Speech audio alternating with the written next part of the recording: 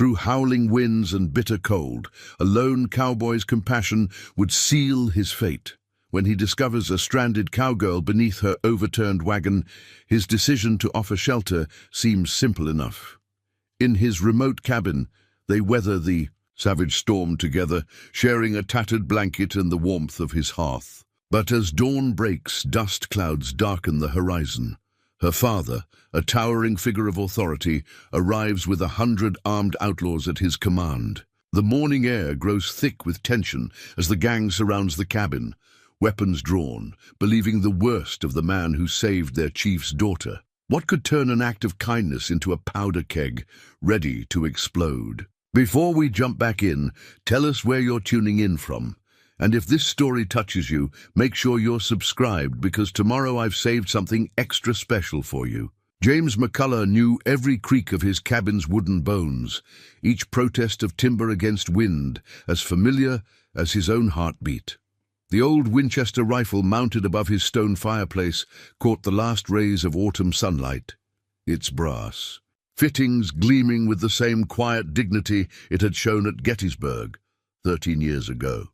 He'd cleaned it just that morning, as he did every morning, fingers tracing the well-worn grooves with the reverence of ritual. Outside, Montana territory stretched vast and empty, exactly as he preferred it.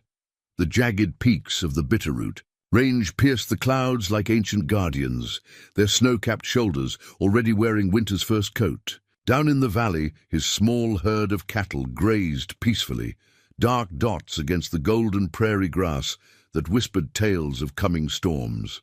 He'd chosen this place carefully after the war, far enough from any town that he rarely had to explain his preference for solitude.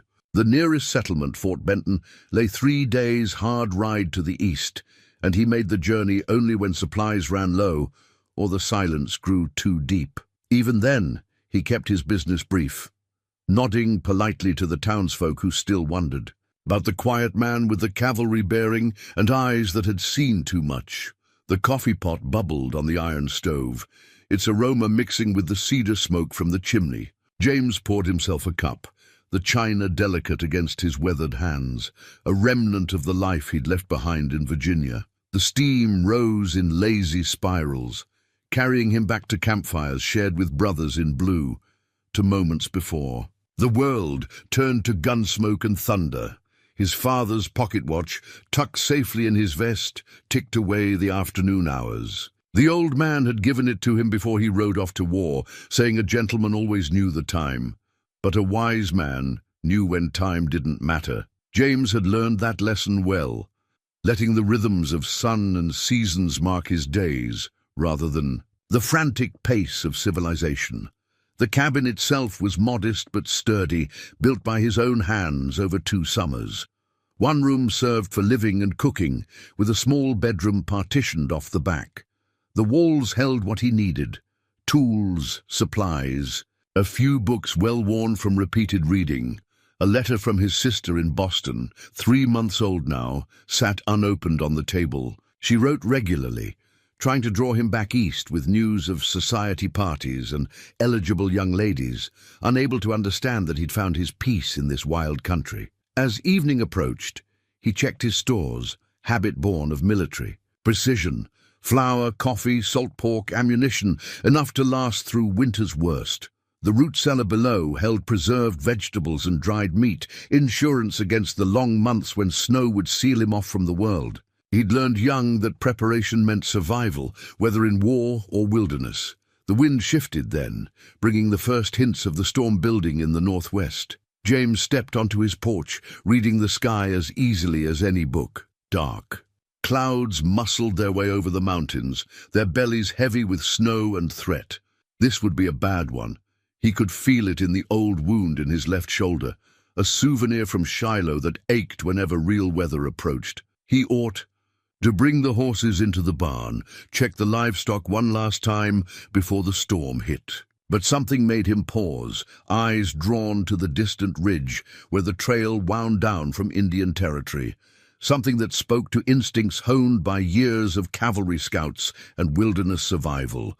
A change was coming, carried on more than just the wind, James McCullough couldn't have known then how right that feeling was, or how the next 24 hours would shatter the careful solitude he'd built. But later, he would remember this moment, standing on his porch with coffee cooling in his cup, watching the storm gather while fate rode hard toward his door. Sarah Running Wolf pulled her father's trading wagon deeper into the shelter of a granite outcropping, the medicine pouch at her throat swaying with each movement.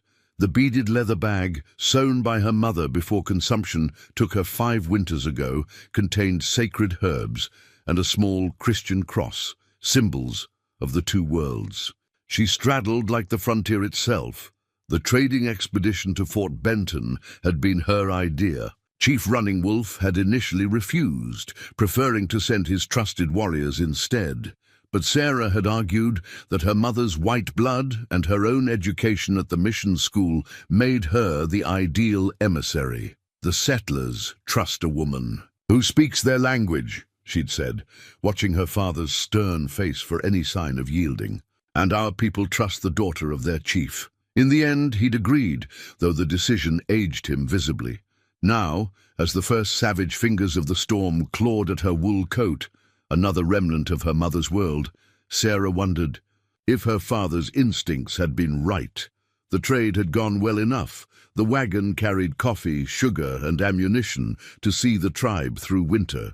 But she'd lingered too long in town, drawn into conversation with the missionary's wife about books and distant cities she'd only read about. The storm had caught her halfway home, turning the familiar trail into a treacherous maze of wind and shadows. Her horses, usually so steady, rolled their eyes at each gust, their ears flat against their heads. The temperature plummeted as darkness gathered, and Sarah felt the first icy pellets of sleet sting her cheeks. She thought of her father, who would be pacing their lodge by now, his long silver hair gleaming in the firelight. Running Wolf had earned his name as a young warrior, running messages between camps with a wolf's endurance. But age and responsibility had turned him deliberate, thoughtful. As chief, he walked a careful line between tradition and change, knowing their people's survival depended on adapting without surrendering their soul. Sarah shared his burden, though differently. Since her mother's death, she'd become more than just the chief's daughter. The women of the tribe brought her their troubles, knowing she could speak to the Indian agent in his own tongue. Young mothers asked her to write letters to children sent away to government schools. Even the elders, who distrusted much of the white man's way, respected her ability to navigate between cultures. The medicine pouch bounced against her chest again as she wrestled with the wagon's brake. Her mother had filled it with healing herbs, the old way, but added the silver cross as her own contribution to its power. The cross is just another kind of medicine, she'd explained to a young Sarah. Both are sacred, because we believe they are. Sarah had learned to see wisdom in this view, though others called it blasphemy or superstition. Another blast of wind rocked the wagon, and Sarah heard the ominous crack of wood giving way. The right front wheel had struck a hidden rock, snapping, spokes that had already been weakened by the rough trail. She felt the wagon list dangerously to one side, then surrender to gravity's inexorable pull. The world tilted and spun. Sarah leaped clear as the wagon overturned, landing hard in the frozen mud. She watched helplessly as supplies scattered across the ground, coffee beans mixing with sacred tobacco, trade goods tumbling into the darkness. The horses, thankfully, stood trembling but unhurt, still secured to the toppled wagon. Shelter. She needed shelter, and soon. The temperature was dropping faster now, and the sleet had turned to snow that didn't melt when it touched the ground. Sarah knew the stories of winter storms in these mountains, how they could turn deadly in the space of a single breath. Her father had taught her survival since she could walk, but all her knowledge meant nothing without a safe place to wait out nature's fury. The granite outcropping offered some protection, but not enough for the long hours until dawn. As she huddled against the rock, Sarah clutched her mother's medicine pouch and prayed to the Christian God and to the spirits of her father's people. In the growing darkness, she thought she saw smoke rising from a distant valley, But it could have been a trick of the storm. Either way, she had no choice. She would have to leave the wagon and try to find help, or die trying. James saw the smoke first. Not wood smoke, but the oily black plume of a burning wagon axle. The wind carried it in fits and starts, a desperate signal against the darkening sky. He'd already saddled his horse, meaning to check the cattle one last time, but something about that smoke spoke of trouble that couldn't wait until morning. The storm was building faster now, the kind of blizzard that could bury a man standing up. Snow crystals drove horizontally, carried on winds that could freeze flesh in minutes. His horse, a steady bay gelding that had seen him through worse, needed little guidance. The animal seemed to understand the urgency in its rider's posture. They found the overturned wagon just as the last light bled from the sky. James dismounted, his cavalry training taking over as he assessed the scene. Supplies scattered everywhere, horses still harnessed but unharmed, and there, half hidden behind a rock outcropping, a figure huddled against the stone. "Hello, the wagon!" he called, pitching his voice above the wind's howl. "Anyone alive out here?" The figure stirred, and James caught the flash of beadwork on buckskin. Indian clothing, but cut in a white woman's style.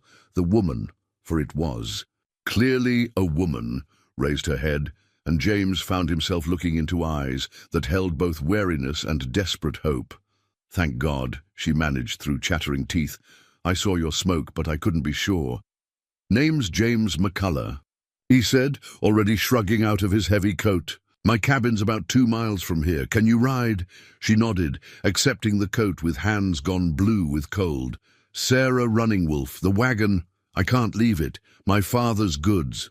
"Your father's goods won't matter if you freeze to death," James said, gentler than the words themselves. He'd heard of Chief Running Wolf. Everyone in the territory had. The man was known for being fair, but proud, quick to defend his people's interests, but willing to negotiate with settlers who showed respect. "We'll come back for what we can salvage once the storm passes." Sarah tried to stand, but her legs had gone numb from cold and fear. Without comment, James lifted her onto his horse, then swung up behind her. The gelding snorted at the double, burdened but didn't protest. Before turning away, James took a moment to free the wagon horses, knowing they'd likely find their way to shelter on their own. The ride back to the cabin was a nightmare of howling wind and stinging snow. James kept one arm around Sarah's waist, feeling her shiver despite his coat. She'd been lucky. Another hour out here and they'd have found nothing but a frozen corpse come spring thaw. "Almost there," he murmured, though he doubted she could hear him over the storm. The cabin's windows glowed like beacon fires through the swirling white, and James had never been so grateful for his habit of keeping a good fire banked. They practically fell through the door, the wind trying to follow them inside. James helped Sarah to a chair by the fire, then quickly secured the door and added more logs to the flames. The woman was pale beneath her natural tan, her long black hair crusted with ice. "Drink this," he said, pressing a cup of coffee into her hands. He'd learned in the war that hot coffee could restore a soldier's spirit as well as their warmth. "Slowly now.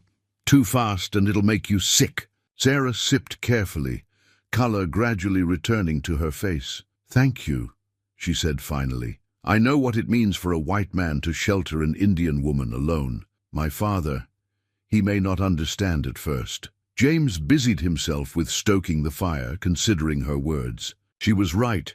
This could cause trouble, especially with her being the chief's daughter, but he'd been raised to believe that a man's duty was to help those in need, regardless of consequences. "Your father raised you to survive," he said at last. "That means accepting help when it's offered, same as any of us would do." He paused, reading the continuing worry in her face. "I fought through a war, Miss Running Wolf. I've seen enough death. Wasn't about to let the storm claim another victim, no matter who her father might be." The fire popped and sparked, throwing shadows across walls that suddenly seemed less lonely. Outside, the storm raged on, but inside the cabin, 2 people from different worlds found themselves sharing the same small circle of warmth and safety. Neither could have guessed how this night would change both their lives, or what price morning would demand for mercy freely given. The tattered blanket James offered was army issue, its wool worn soft by years of use. Sarah wrapped it around her shoulders, watching as her host moved quietly around the cabin. There was an efficiency to his movements that spoke of military training, yet something gentler too, the way he kept the coffee pot warm, how he arranged the wet clothes near the fire to dry. "You served in the war," she said, not quite a question. The Winchester above the fireplace and his bearing told the story clear enough. James nodded, settling into the other chair. "Union cavalry, fought from Bull Run to Appomattox." He paused, studying the flames. "Learned there that men are capable of both great horror and surprising kindness. Sometimes in the same breath. My mother's people fought in that war," Sarah offered. "Her brother died at Gettysburg, though she never learned exactly where." She touched the medicine pouch at her throat, a habit born of long practice. "She used to say that all blood runs red, no matter the color of the skin that holds it. Wise woman, your mother." James added another log to the fire. "I've seen enough blood spilled to know she was right." The wind howled outside, rattling the window panes. "Your father, he treats with the Indian agent at Fort Benton?" "When he must." Sarah's voice held a hint of steel. "We trade for what we need. But father knows the agent's promises are written in snow. They melt when the sun of convenience shines." She met James's gaze directly.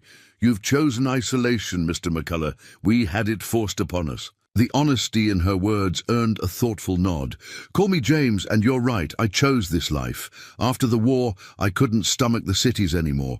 Too many people, too much noise. Out here, a man can hear himself think." "And what do you think about, alone in these mountains?" The question hung in the firelit air between them. James took his time answering, as if weighing truth against caution. "About peace, mostly. What it costs, what it's worth." He gestured to the cabin. "Around them. Built this place with my own hands. Every nail, every board. Thought if I could just create something instead of destroying, maybe I'd find what I was looking for. And did you find it?" "Some days." A ghost of a smile crossed his weathered face. "Other days, the silence gets so loud it drowns out everything else." Sarah understood that kind of silence. She'd felt it in the mission school, where they'd tried to teach her to forget her father's language. She'd known it in the spaces between two worlds, neither fully accepting her presence. "Silence can be a teacher," she said, "if we learn to listen properly." The storm's voice rose and fell around them, but inside the cabin, something shifted. A recognition, perhaps, of kindred spirits. Two people who had learned to walk between worlds, each carrying their own weights of history and expectation. James rose to check the window, frost patterns writing elaborate designs across the glass. "Storm's not letting up. You'll have to stay. Until morning," he spoke matter-of-factly, but Sarah heard the concern beneath his words, concern for her reputation, for her father's reaction, for the complications this night would bring. "I trust you, James McCullough," she said simply. "You could have left me to the storm's mercy. Instead, you offered shelter without question or condition. My father will understand that once he hears the full story." But even as she spoke, Sarah felt uncertainty curl in her stomach. Her father was a proud man, and pride had a way of clouding judgment. The tribe's relations with settlers were already strained by broken treaties and encroaching cattlemen. How would they interpret her night? In a white man's cabin. The fire crackled, sending sparks up the chimney like rising stars. James returned to his chair, the weight of unspoken thoughts visible in his posture. They sat in companionable silence, each lost in private contemplation of what morning might bring. Outside, the Montana night wrapped the cabin in its frozen embrace, while inside, two souls found unexpected warmth in shared understanding. Neither could have known that this night of forced sanctuary would soon test every belief they held about trust, honor, and the price of peace. Chief Running Wolf stood in his lodge as the storm raged, his war bonnet casting long shadows in the firelight. Around him, warriors and scouts reported their findings, or lack thereof. His daughter's wagon had been found abandoned. Supplies scattered by the wind, but of Sarah herself there was no sign. The storm came too quickly, Black Fox, his most trusted scout, explained. The tracks are already covered. The young warrior's face showed the strain of hours spent searching in deadly cold. But the horses were freed, not stolen. Someone found her. Running Wolf's face remained impassive, though his heart thundered like a war drum. In his 60 winters, he had buried a wife, led his people through famine and disease, and watched the white man's world creep closer year by year. But nothing had prepared him for this fear, this helpless waiting, while his only child faced unknown dangers. "Send riders to the nearest settlements," he commanded, his deep voice carrying the weight of generations of leadership, "and bring me Thomas Yellowhand." The mixed-blood trader had connections among both whites and Indians. More importantly, he knew every homestead and cabin within 50 miles. As his men dispersed to carry out his orders, Running Wolf touched the medicine bundle hanging from the center pole of his lodge. Sarah's mother had made it, weaving prayers for protection into every stitch. Now he added his own prayers, calling on ancestors and spirits to guard his daughter. Yellowhand arrived quickly, snow crusting his buffalo hide coat. "Chief," he said, respecting the older man's silence until addressed. Running Wolf studied him, this man who, like his daughter, walked between two worlds. "Who lives in these mountains?" Running Wolf asked finally. "Which settlers would shelter a woman in storm?" Yellowhand considered carefully before answering. "There's a cabin 2 ridges north.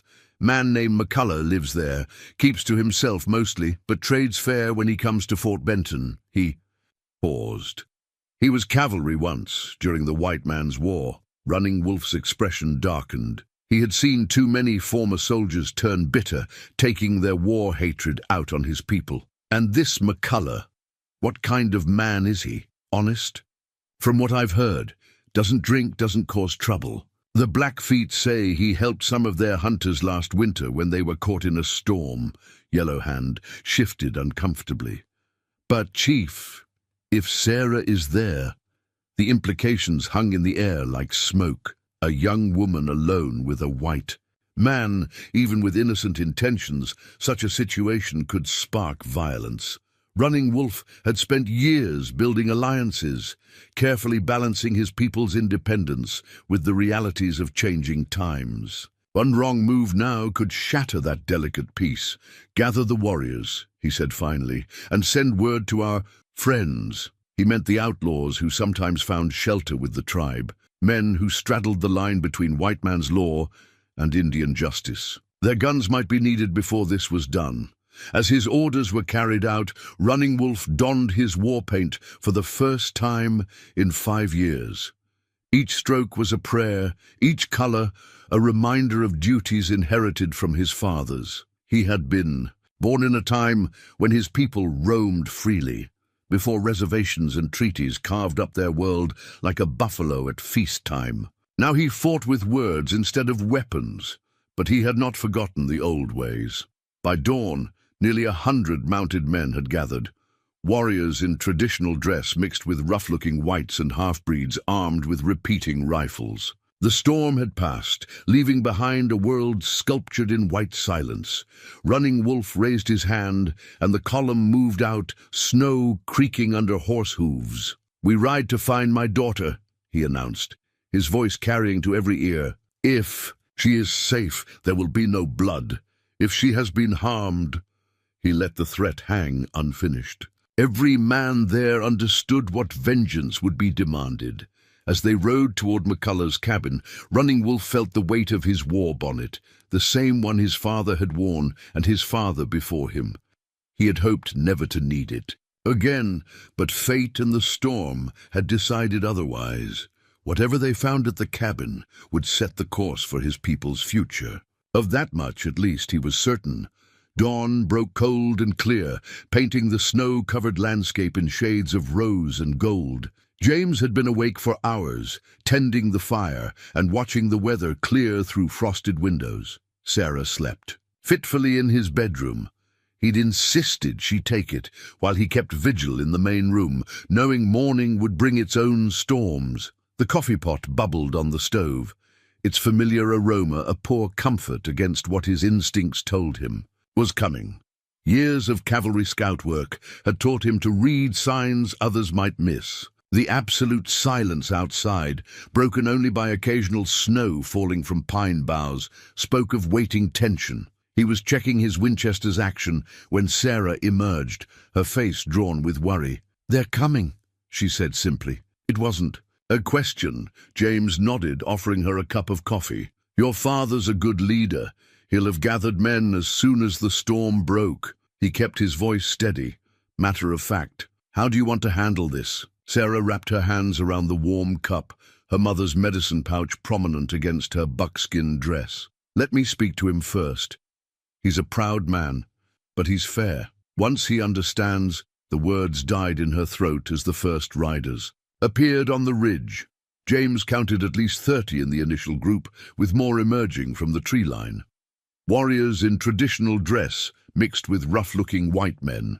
Outlaws, probably, who'd found common cause with the tribe. All were armed. "Your father doesn't do anything halfway, does he?" James said, a hint of grudging admiration in his voice. He'd seen enough combat to recognize a well-planned operation. The riders were spreading out, covering every approach to the cabin. Any other man might have felt fear, seeing such odds arrayed against him.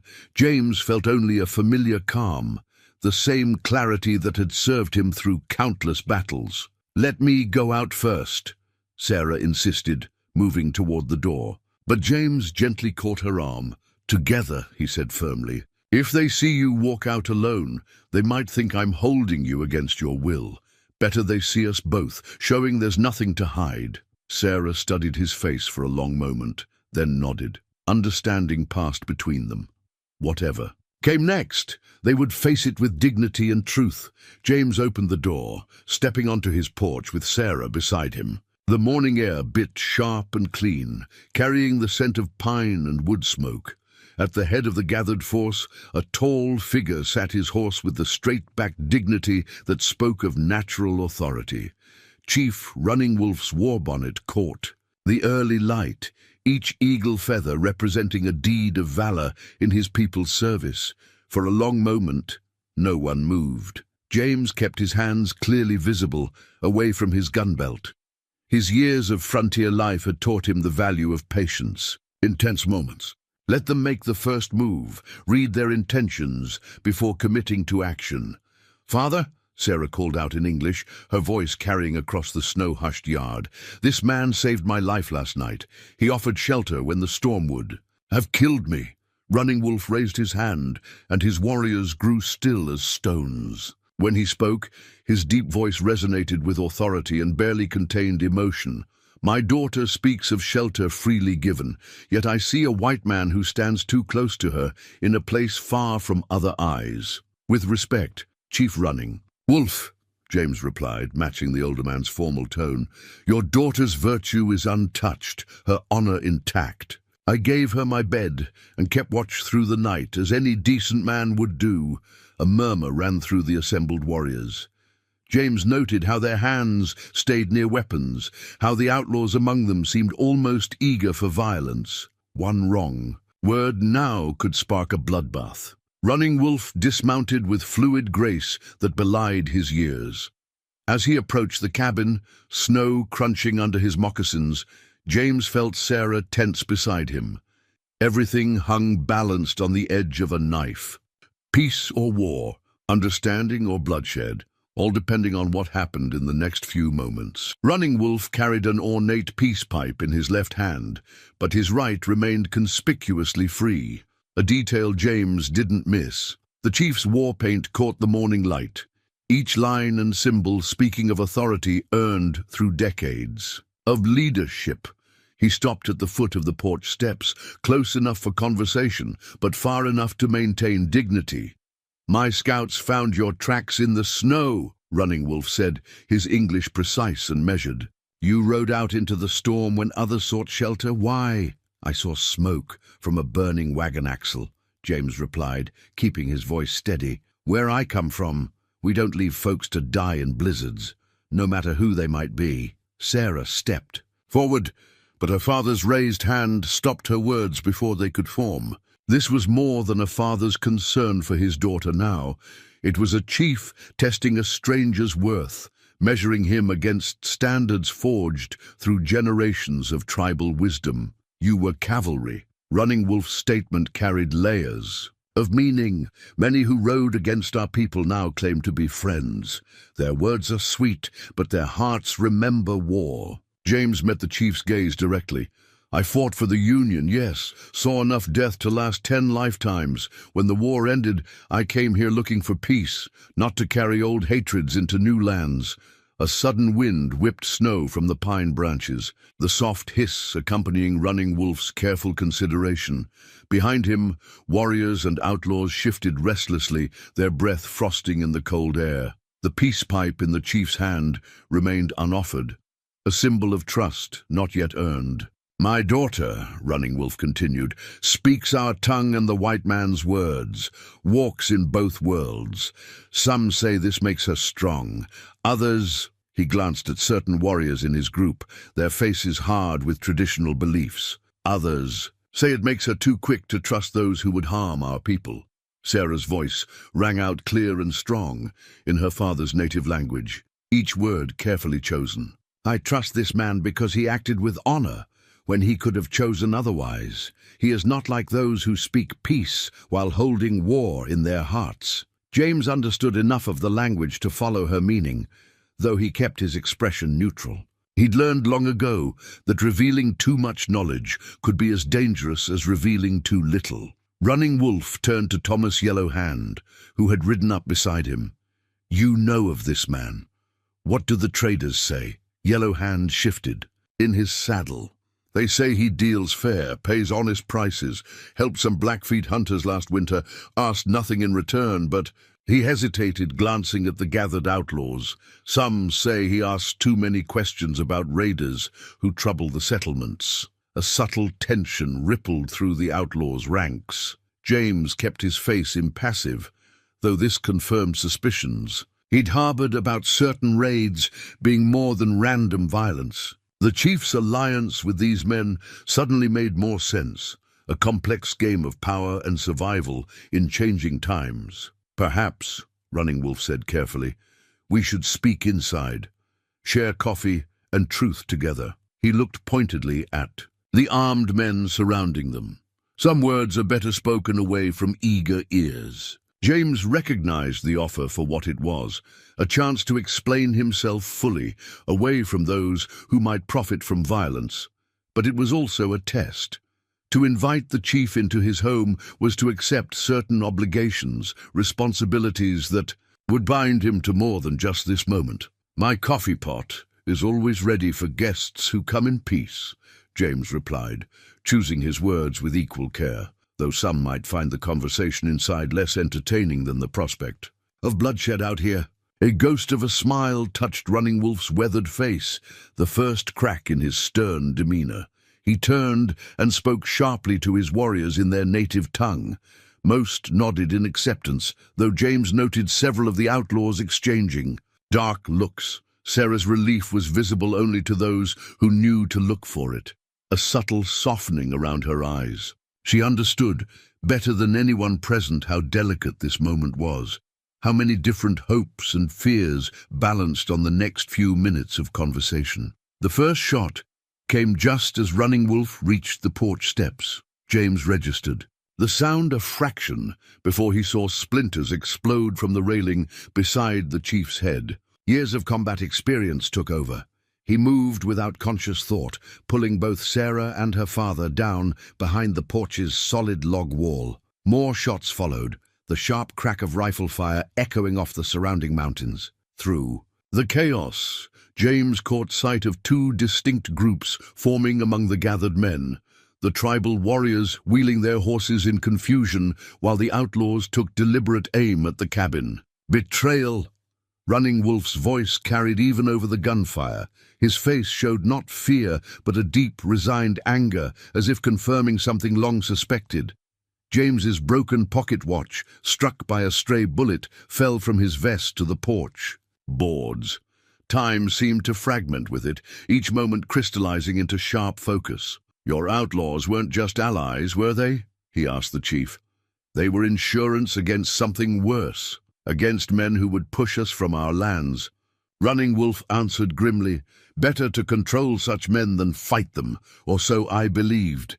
His expression hardened as he watched his careful plans unravel in powder smoke and betrayal. Sarah had already drawn a small derringer from her dress folds, a lady's gun, but deadly at close range. "The wagon trade," she said, understanding, dawning in her eyes. "They used it to map the territory, learn our movements." More bullets thudded into the cabin's logs. James heard horses moving through the trees behind the house. The outlaws were trying to surround them. He'd chosen this location partly for its defensibility, but that wouldn't matter if they were outflanked. "Inside," he ordered, covering their retreat through the doorway. His Winchester came smoothly to hand as he backed in after them. "There's a cellar trap door under the rug.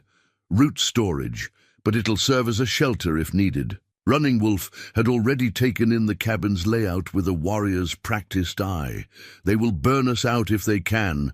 Snow's too deep, wood's too wet," James replied, moving to check the back window. "They'll have to come in close. That's when Will—" His words cut off as he caught movement near the barn. 3 riders, separated from the main group, were working their way around to the north, but instead of attacking, they seemed focused on something else. The trail leading up toward Indian territory. "Your people," James said to Running Wolf, "they're not just attacking us. They mean to raid the winter camps while your warriors are here." The chief's face showed the weight of years and hard decisions. "Many of our weapons are with the hunting parties. The camps would be defenseless." He touched the war bonnet he still wore, each feather earned through service to his people. "My duty is clear." "Father, no," Sarah protested, understanding his intent. "You can't reach them alone." "I am chief," Running Wolf replied simply. "I must try." James made his decision, quickly, drawing on instincts honed through war and wilderness. "There's a way through the rocks behind the barn. Used it during spring floods. If we create a distraction—" More shots peppered the cabin, one bullet passing clean through a window to bury itself in the opposite wall. Outside they could hear the outlaws calling to each other, growing bolder as they sensed their advantage. "They expect us to be trapped," Sarah said, her voice steady despite the danger. "They don't know about the back trail." James nodded, mind already planning. "I'll draw their fire from the front.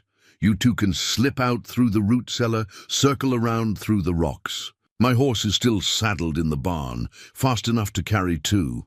And you?" Sarah's question carried more weight than its simple words. "I'll keep them busy." James checked his ammunition with practiced efficiency. "Been meaning to thin out some of the local troublemakers anyway." Running Wolf studied him with eyes that had seen generations of warriors live and die. "Why would you do this for my people?" "Not just for your people," James replied, meeting his gaze. "For anyone who's had their home threatened by men who mistake cruelty for strength." He moved to the front window, rifle ready. "Better hurry. They'll figure out something's wrong soon enough." The sound of approaching horses underscored his words. Time was running out, and with it, any chance of warning the defenseless camps. The next few minutes would determine not just their fate, but the future of an entire people. As James positioned himself by the front window, memories of another siege flooded back. Gettysburg, July 1863, holding a farmhouse with what remained of his squad while Confederate sharpshooters picked away at the stonework. His fingers found the Civil War medal in his pocket, its surface worn smooth by years of worried touches. "The root cellar entrance is behind that barrel," he told Sarah and Running Wolf, never taking his eyes from the window. "Wait for my signal." He could see the outlaws growing bolder, creeping closer through the fresh snow. Their confidence would be their weakness. Men like that always underestimated those they thought cornered. Sarah's hand touched his arm briefly. "The medal," she said, having noticed his unconscious gesture. "What did you earn it for?" "Saving lives," James replied, quietly. "Though some might say I earned it for taking them." The memory rose unbidden. A Confederate hospital wagon, caught in no man's land under heavy fire. He'd led the rescue mission, bringing out wounded from both sides. The medal came later, but the lessons stayed with him. Mercy had no uniform, and courage wore many faces. Running Wolf watched this exchange with keen interest, reading volumes in the unspoken words between them. "You carry old ghosts, James McCullough." "Don't we all?" James shifted position, catching movement near the barn. "Time to go. I'll give you 30 seconds, then make enough noise to wake the dead." But before they could move, a voice called out from the gathered outlaws, one that made Running Wolf's expression darken like a thundercloud.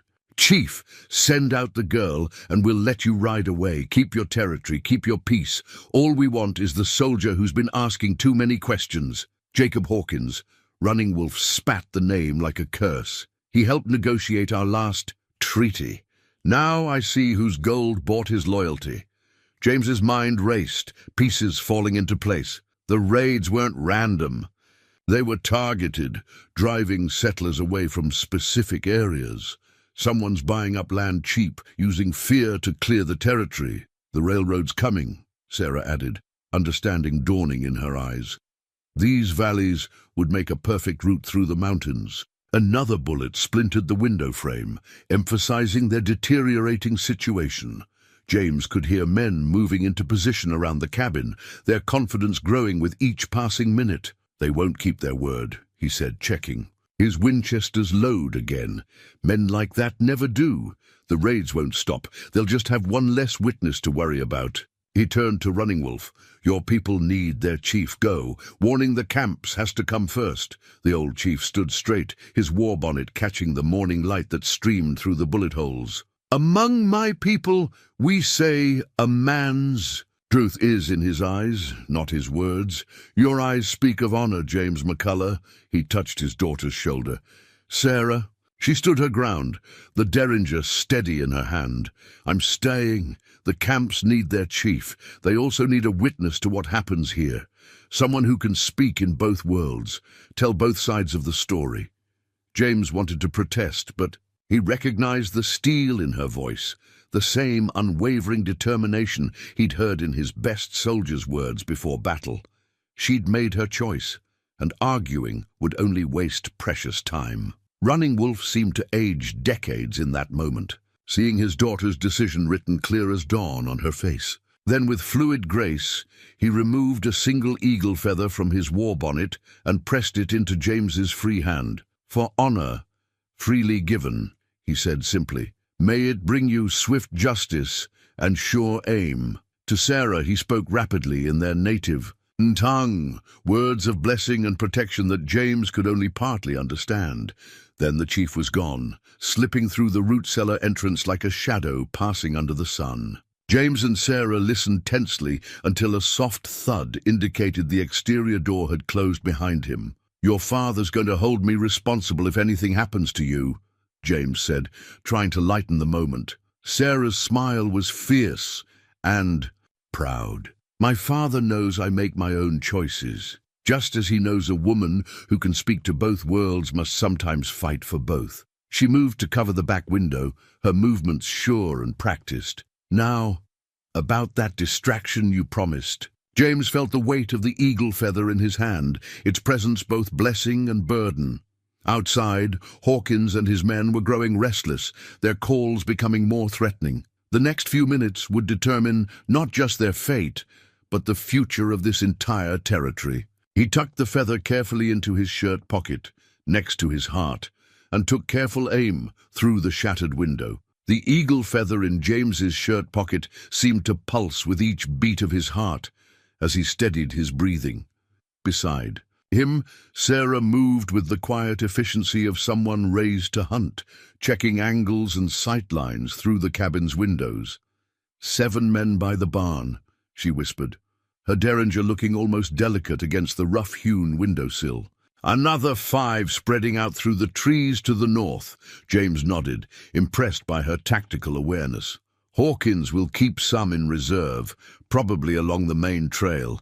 He's many things, but not careless." He shifted position, keeping his rifle trained on the most likely approach.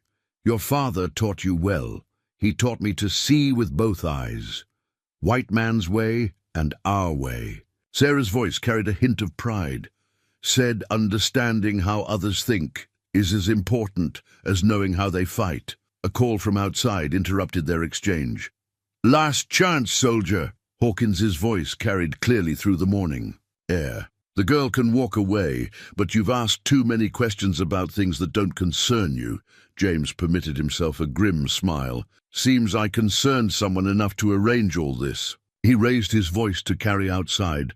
"Mighty generous offer, Hawkins, but I've got some questions about land deeds and railroad surveys that still need answering."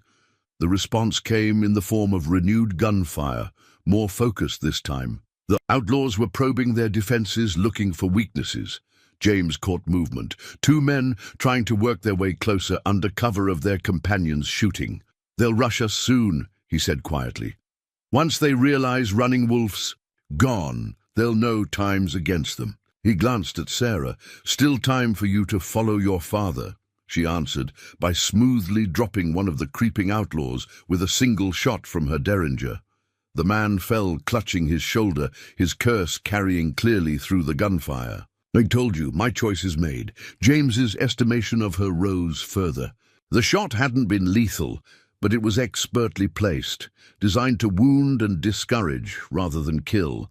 He'd seen veteran soldiers with less discipline. A lull in the shooting brought another sound.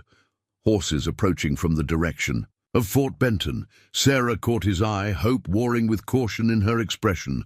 "Army patrol?" she suggested. James shook his head. "Wrong time of month for the regular patrol. More likely Hawkins's reinforcements." He did some quick calculations. "Your father should have reached the high trail by now. We just need to hold them here a little longer." Hawkins isn't fool enough to let himself be caught in the open when questions start being asked, Sarah observed, reloading her derringer with practiced ease. "He'll either have to finish this quickly or pull back, which makes this next few minutes the most dangerous."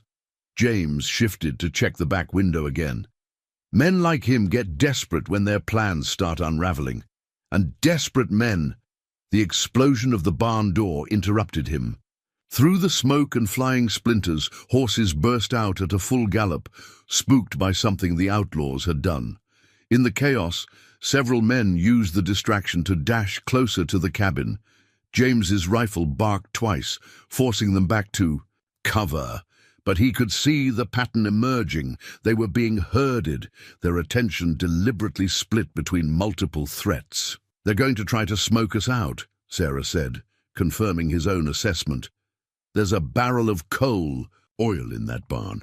I saw it when we got your horse." As if summoned by her words, the acrid smell of oil reached them. James had wondered why some of the outlaws had held back from the main attack. Now he knew. They'd been preparing this fallback plan. "Hawkins!" he called out, playing for time. "That railroad money must be good to buy this many guns. Does it spend well with blood on it?" The answer came in the form of a burning brand, arcing through the air, landing near the cabin's rear wall. The oil-soaked ground caught quickly, flames spreading in a calculated pattern. They weren't trying to burn down the cabin, just force its occupants to choose between bullets and fire. Sarah touched the medicine pouch at her throat, then reached into it and pulled out something small and dark. "My mother said to use this only in greatest need," she said, showing him what looked like a bundle of herbs bound with sinew. "It's not just medicine, it's a signal. The smoke it makes, our people will know its meaning." James met her eyes, reading the question there. Trust, once given, had to flow both ways. He nodded once, the eagle feather warm against his heart. "Whatever you're going to do it fast. We're about to have more company than we can handle." Through the thickening smoke, Sarah crumbled her mother's herbs onto the cabin's cast-iron stove. The bundle contained something more than sage and sweetgrass. The smoke that rose was dense and purple-tinged, somehow cutting through the acrid burn of the oil-fed fires outside. "How long?" James asked, dispatching another careful shot toward the outlaws, trying to work their way around their eastern flank. "Minutes, if anyone's watching the old signals." Sarah's voice was steady, but James caught the tension in it. "The smoke has to rise above the trees." A new sound cut through the gunfire, the heavy thud of an axe striking wood. They'd expected fire to drive them out, but Hawkins' men were hedging their bets, trying to breach the cabin's rear wall where the flames provided them cover. James was about to respond when something caught his eye. A glint of metal in the trees that didn't match the outlaws' weapons. He adjusted his position slightly, using skills honed through countless scout missions to focus on that one incongruous detail. "Sarah," he said quietly, "that treaty your father mentioned, would there be a copy in the Indian agent's office?" She glanced at him sharply, understanding flowing between them. The treaty and the railroad survey maps, all in the same place, and all signed by the same men. James's voice was grim. "Including our friend out there who's so eager to see us dead." A massive crash from the back of the cabin interrupted them. The axe had found a weak spot. Winter-dried wood groaned under the assault as more blows followed. Through the gap, James caught glimpses of men moving in the smoke, including one figure whose bearing spoke of authority. "Tell me, Hawkins," he called out, pitching his voice to Carrie, "does Agent Richardson know you're out here? Or is he waiting back in Fort Benton with those land deeds all ready to sign?" The axe strikes paused. In the sudden quiet, they heard muttered conversation outside, followed by a string of elaborate cursing. James's shot in the dark had hit something. "Solid. Railroad's coming either way, McCullough." Hawkins shouted back, anger and something else, worry, coloring his voice. "Progress don't care whose land it crosses. We're just making it easier. Fewer complications, fewer witnesses." Sarah's hand found James's arm, squeezing once. Above them, the purple smoke had begun to spiral upward, rising above the firefight into the clear morning sky. A signal and a testimony, proof that would be seen by more than just her father's warriors. "The complications," she called out, her clear voice carrying authority that reminded James of her father, "are only beginning. My people have lived here for generations. We know every trail, every cave, every hiding place. How long do you think? Your secrets will stay buried." A silver dollar spun through the gap in the wall, landing on the cabin floor with an almost musical sound. James recognized it as one of the peace offerings Hawkins had distributed during treaty negotiations. Blood money paid to buy silence and compliance. "Secrets stay buried," Hawkins replied. "If you bury them deep enough." The attack resumed. With renewed fury, axes splintering wood, bullets thudding into logs, flames licking higher around the cabin's edges. But James couldn't shake the feeling that something had shifted. Hawkins's voice had carried an edge of desperation that hadn't been there before. "He's not just afraid of what we know," James said, reloading his Winchester with practiced efficiency. "He's afraid of what we might have already told others." Sarah nodded, her eyes never leaving the windows she was covering. "The railroad commissioners are due next week. If enough questions get asked before those deeds are filed—" Another crash. From the back wall, bigger this time. The outlaws had widened the breach enough to try pushing through. James could hear them organizing themselves for a rush, knowing they'd have to come in blind through the smoke. But Sarah was smiling, a fierce, proud expression that transformed her whole face. "Listen," she whispered. Through the chaos of splitting wood and gunfire came a new sound, faint but growing stronger. Drums. War drums, carrying clearly from the high country, answered by more drums from the east and west. Running Wolf had reached the camps in time. The silver dollar on the floor caught the light from the flames, its false promise of peace now transformed into evidence of treachery. James touched the eagle feather in his shirt pocket, feeling its presence, like a talisman against corruption. "Your father's coming," he said quietly, "but Hawkins's men will try to finish this before help arrives." Sarah's smile turned dangerous. "Then let's make sure they regret every second of the attempt." The war drums grew louder, their rhythm matching the thunder of approaching hooves. Through gaps in the smoke, James caught glimpses of Hawkins's men, responding to the sound, some holding firm, others shifting nervously in place. Fear had a way of separating true believers from mere mercenaries. "They're coming from 3 directions," Sarah said, reading the drum patterns. "Father must have split the warriors into groups." She spoke with the quiet confidence of someone who had grown up understanding such signals. "Hawkins's men will be surrounded soon, which makes them most dangerous now." James positioned himself near the breached wall, where the next attack would surely come. "Trapped animals fight hardest." As if proving his point, Hawkins's voice cut through the chaos. Burn it all. Don't let them find anything." The outlaws responded with desperate energy, hurling more oil-soaked brands against the cabin. But their actions carried an edge of panic now. They were destroying evidence as much as attacking. James watched through the smoke as one man pulled papers from his saddlebag and fed them to the flames. "Railroad documents," Sarah confirmed, catching the same detail. "Land deeds, maybe survey maps." A new voice joined the chorus outside. Thomas Yellow Hand, the mixed-blood trader they'd seen earlier. "Chief Running Wolf approaches. Throw down your weapons and you may yet live." The response came in a language James didn't know.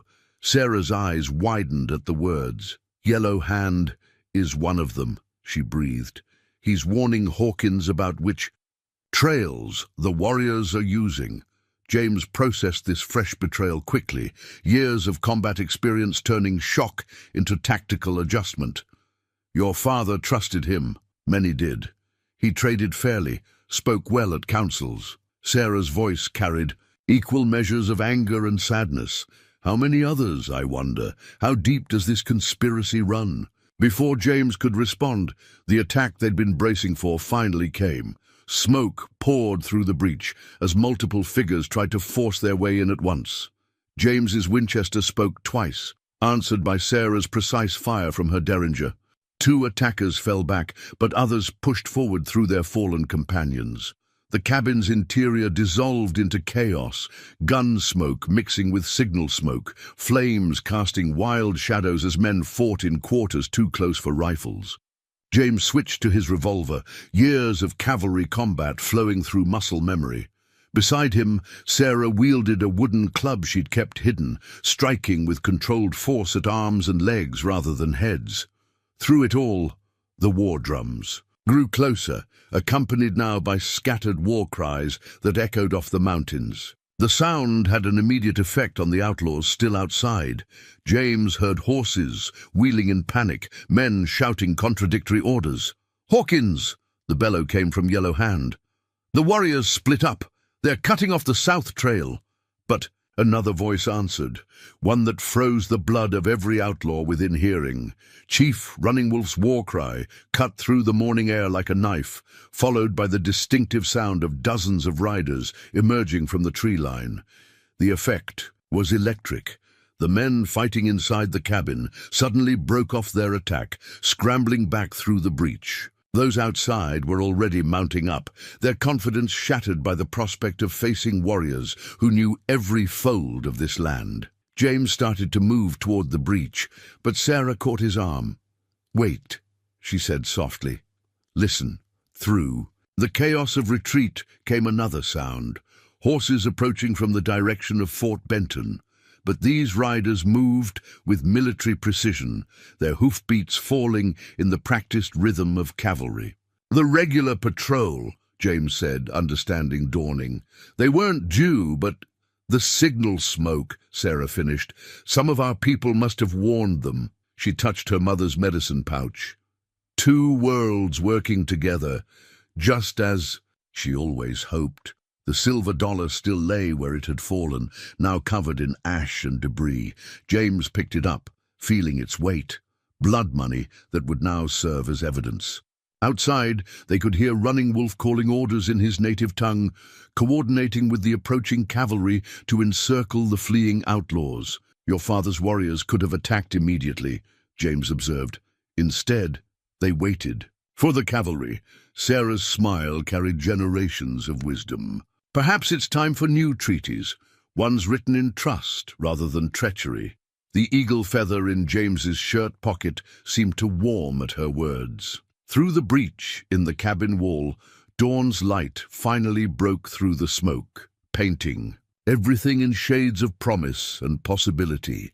The sound of justice approaching echoed from all directions, drums and hoofbeats merging into a single rhythm of change. The weather turned as suddenly as fortune had, dark clouds rolling over the mountains like a fresh cavalry charge. The morning's clear sky vanished as thunder drums joined the war drums, nature adding its voice to the conflict below. "Another storm," Sarah said, reading the signs with practiced ease. "A big one." She stood with James in the cabin's doorway, watching as Running Wolf's warriors and cavalry troops worked in unexpected harmony to secure their prisoners.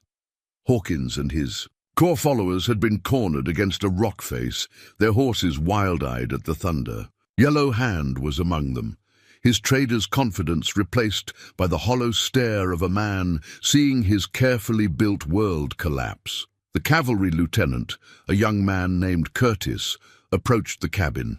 His face showed the strain of trying to understand the complicated situation he'd ridden into. "Mr. McCullough, we received warnings from several sources about trouble up here." He glanced at the gathered warriors with carefully neutral expression. "Unusual situation, sir. Unusual times call for unusual alliances, Lieutenant." James stepped forward, the silver dollar ready in his hand. "I believe you'll find this interesting." Matching marks to the coins given out at recent treaty signings, along with some questions about land deeds and railroad surveys that need answering. Thunder cracked overhead like a giant's whip. The first heavy drops began to fall, sizzling where they hit the smoldering ruins of the oil-fed fires. Sarah moved to help her father organize the warriors, their movements swift and sure as the storm bore down. "We need to move them quickly," Running Wolf called out, indicating the prisoners. "The high trail floods in weather like this, and there are papers that must be preserved." Lieutenant Curtis nodded, military training overcoming any hesitation about taking orders from a tribal chief. He dispatched men to secure what documents hadn't been destroyed, while others began preparing the prisoners for transport. But Hawkins wasn't finished. Even in defeat, his voice carried the poison of long-nursed hatred. "You think this changes anything? The railroad's still coming.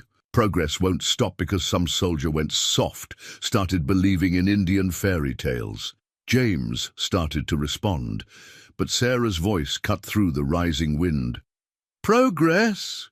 She stood straight and proud, every inch a chief's daughter. "Progress isn't just iron rails and land deeds. It's learning to see with new eyes, to find strength in differences rather than fear." The storm's leading edge hit like a cavalry charge, bringing stinging sheets of rain and wind that bent the pines. Among the prisoners, Yellow Hand suddenly lunged forward, breaking free of his bonds. His hand went to his boot, coming up with a hidden derringer. Time seemed to slow. James saw the trader's intent written clear as day, one final act of vengeance aimed at the chief's daughter, who represented everything his betrayal had tried to destroy. His own gun was out of reach, the distance too great to cover in time. But Running Wolf's warriors hadn't survived generations of conflict by being slow to react. 3 arrows took Yellow Hand before his finger could tighten on the trigger. He fell face first into the mud, the hidden derringer sinking into rapidly forming puddles. The thunder drums sounded again, closer now. Lightning turned the whole scene, stark white for a moment.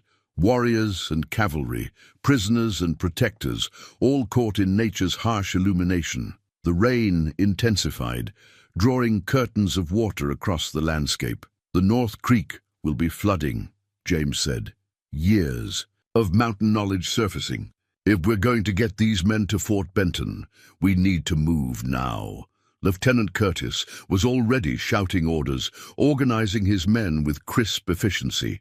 Running Wolf's warriors moved in smooth coordination, forming honor guards around the prisoners while others scouted the trails ahead. The two leaders worked together as if they'd trained for years rather than met in crisis. Sarah touched the medicine pouch at her throat, now empty of its signal herbs, but still carrying power of a different kind. My mother used to say storms come to wash away the old, make room for new growth.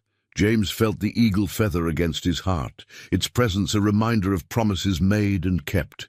The silver dollar in his pocket carried a different weight now, evidence of corruption that would help bring justice, but also proof that change was possible, that old enemies could find common ground. The storm's fury increased, but beneath its rage, something new was taking shape. Like the mixed smoke that had risen from the cabin, signal smoke and battle smoke combined, two worlds were merging, finding strength in unity rather than division. The storm transformed the mountain trail into a gauntlet of mud and treacherous footing. Through sheets of rain, the combined party of warriors, cavalry, and prisoners made their way toward lower ground. But Hawkins had one last card to play, one final desperate gamble, born of a lifetime of hatred and ambition. It started with a snap of lightning that spooked the horses. In the confusion, Hawkins and three of his most loyal men broke free, using the storm's fury as cover. They had weapons cached nearby. James had suspected as much, knowing men like Hawkins always prepared escape routes. "They're heading for the narrow canyon," Sarah's voice carried even through the storm's rage. That's the only way they could hope to reach the railroad camp. Running Wolf's face was grim in the lightning flashes. The canyon floods in such storms. They risk death by water to escape death by law. Lieutenant Curtis quickly organized his remaining men to secure the other prisoners, but his expression showed he knew the difficulty of pursuit in such conditions. "Mr. McCullough, you know these mountains." James was already checking his Winchester's action, making sure the rain hadn't fouled it. "There's a high trail that runs parallel to the canyon. Rough going, but it could let us cut them off before they reach the railroad camp." He looked at Sarah, seeing the same determination in her eyes that he felt in his heart. "If they reach that camp with their story first, they'll twist everything," she finished. "Make it seem like they were attacked without cause, stir up trouble that could spark a war." Her hand went to her empty medicine pouch. "I'm coming with you." Running Wolf started to object, but Sarah cut him off with rapid words in their native tongue. James couldn't follow it all, but he recognized the tone, the same one she'd used when arguing to make the trade run that had started all this. The chief's face showed both pride and concern as he responded. "She speaks truth," Running Wolf said finally, switching to English. "My daughter sees with both eyes, understands both worlds, and these mountains are as much her home as anyone's." He removed another feather from his war bonnet, pressing it into Sarah's hands for clear sight and sure feet on the high trail. Lieutenant Curtis dispatched two of his best riders to accompany them, but the young officer clearly understood this pursuit would require more than military training. This was mountain justice now, played out on nature's terms. The high trail lived up to its name, a narrow track that skirted the canyon's rim, offering treacherous footing but clear views of the route below. The storm's fury seemed concentrated here, wind howling through the rocks like angry spirits. James led the way, reading the ground with skills honed through years of frontier life. Sarah rode beside him, her father's feather now braided into her hair, moving with the confidence of someone born to this wild country.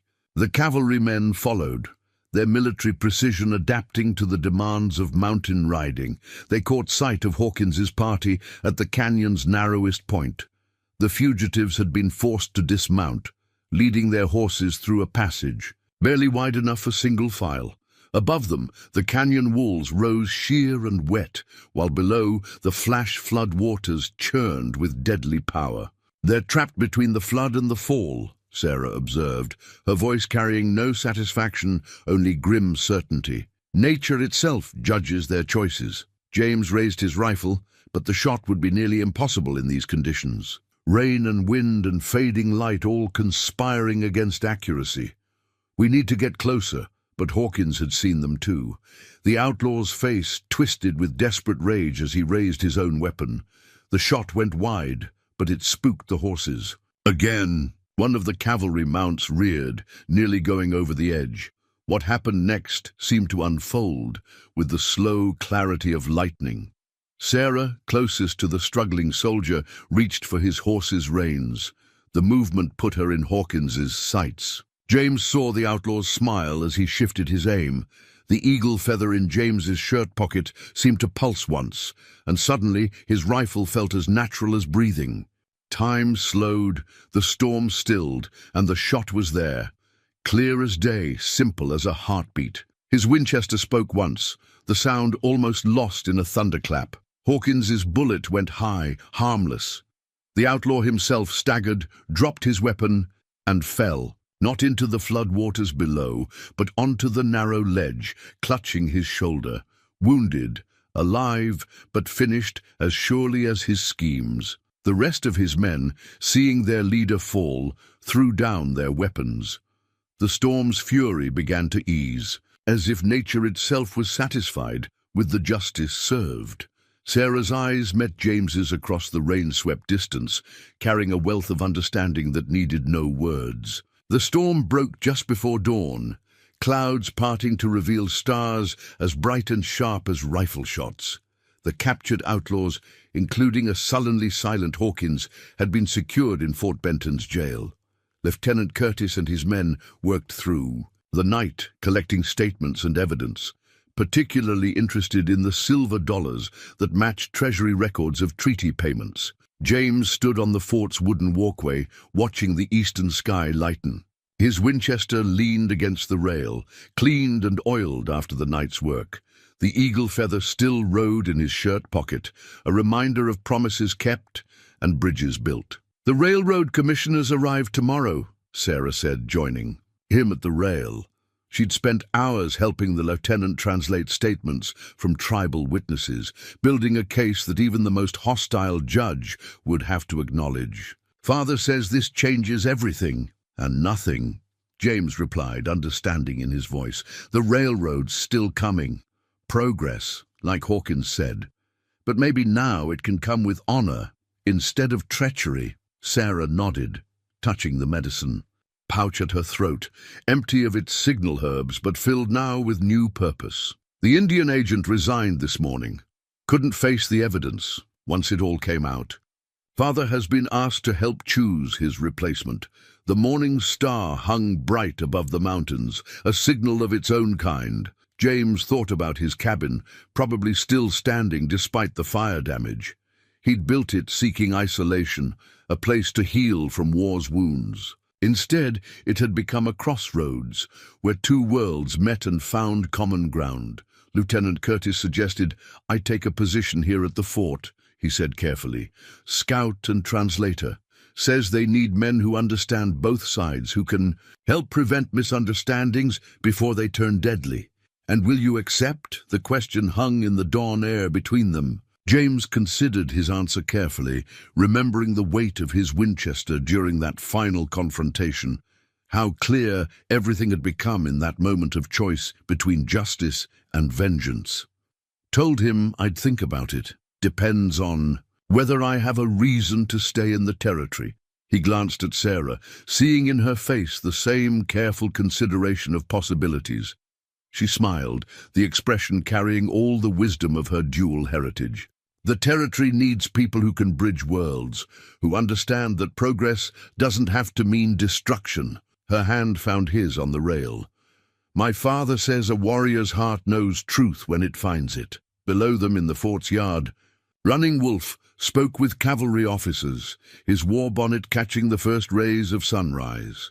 The chief's presence here, working with the military instead of against them, marked a change as significant as any railroad survey.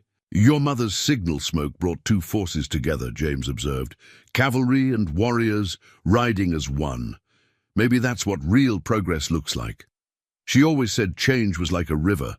You can fight it and drown, or learn to swim with its current while keeping your own course. Sarah's voice carried the weight of generations, yet also the lightness of new possibilities. The railroad will bring more settlers, more changes. They'll need guides who understand the land and its people. The sun crested the eastern mountains, painting the fort in shades of promise. James felt the eagle feather warm against his heart, as if responding to the dawn. His cabin would need rebuilding after the fire damage, perhaps with modifications this time, a proper room for translation. Work, space for visitors seeking guidance through complicated territories, both physical and cultural. Your father might have something to say about his daughter keeping company with a former cavalry scout, he said, though the words carried no real worry. Sarah laughed, the sound as clear as mountain streams. My father knows that bridges must be built by those who can stand firmly on both banks.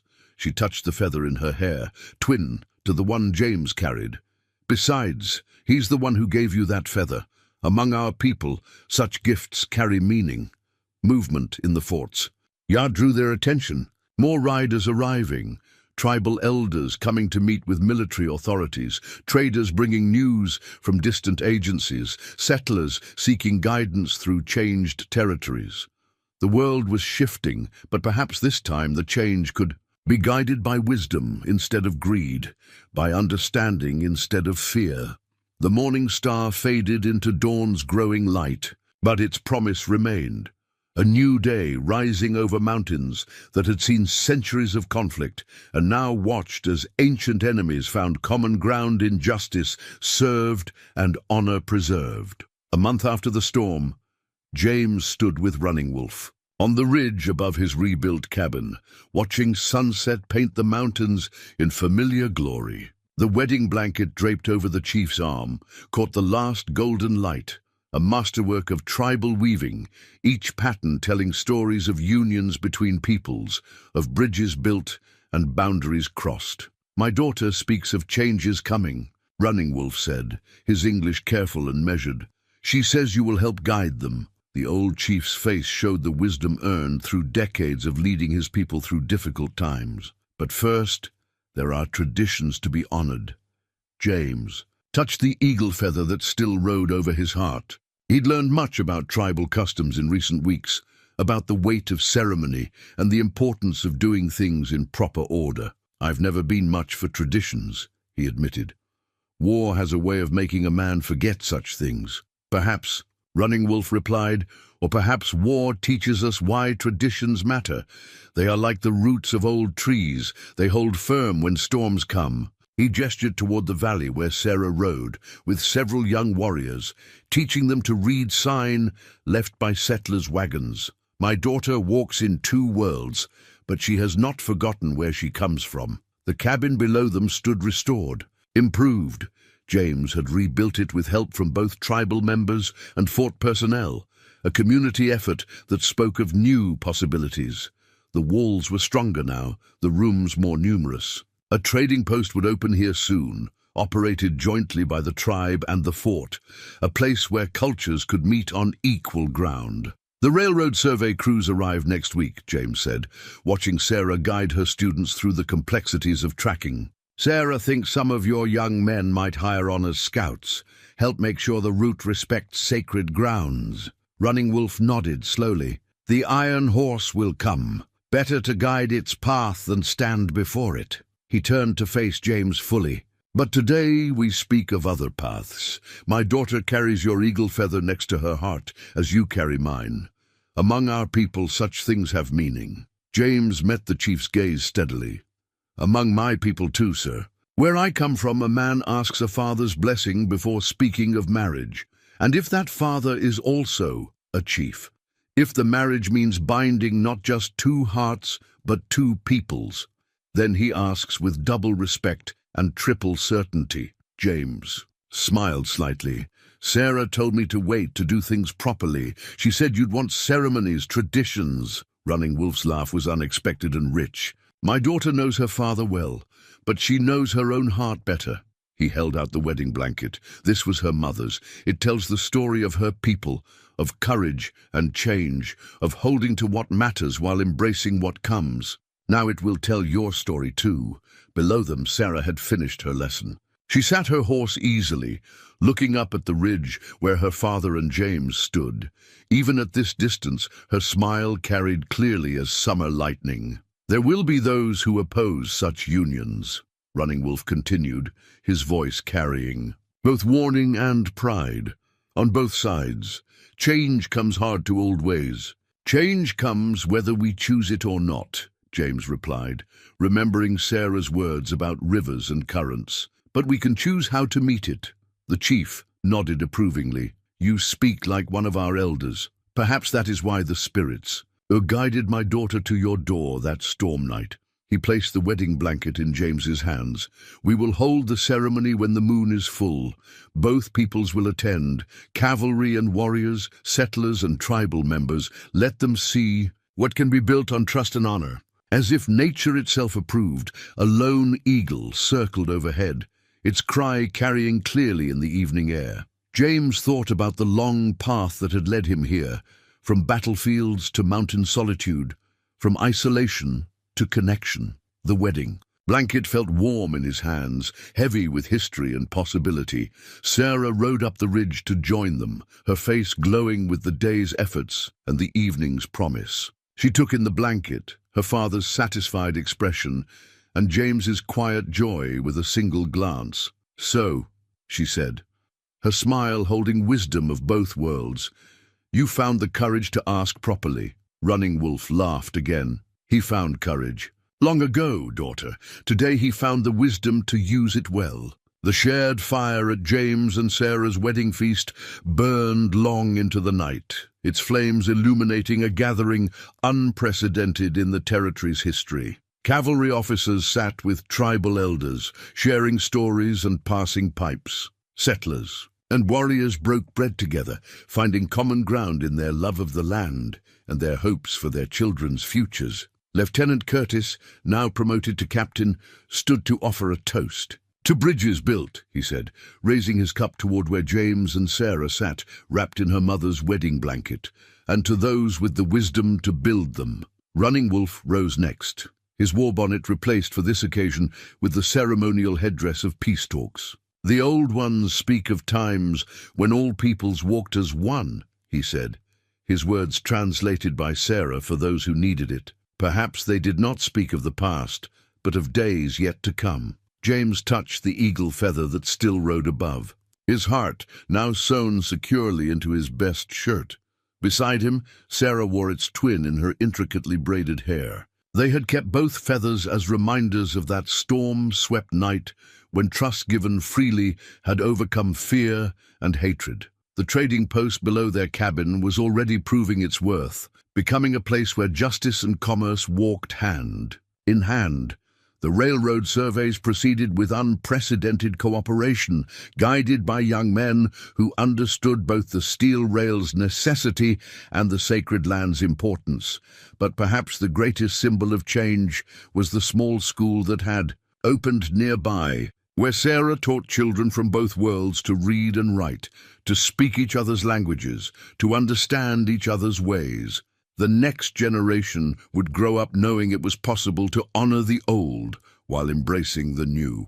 My mother's medicine pouch, Sarah said softly, touching the leather bag that now held both healing herbs and carefully preserved documents, carries the proof that change need not mean destruction, that progress can come with honor if we choose to make it so.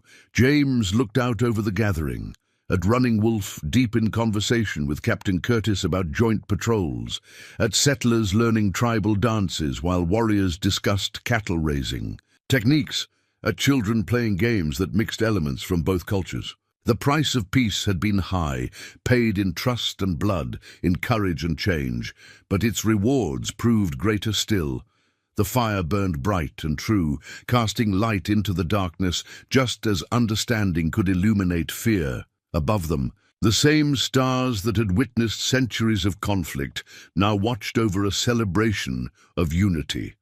The mountains stood as they always had, indifferent to the small doings of men, yet somehow seeming to approve, of this hard-won harmony. Tomorrow would bring new challenges, new changes to navigate. But tonight, in this place, two peoples had become one family, and in that joining lay the seeds of a future where differences need not mean division, where progress need not mean loss, where love could indeed build bridges strong enough to bear any weight. The eagle feathers rustled softly in the evening breeze, carrying the promise of dawns yet to come.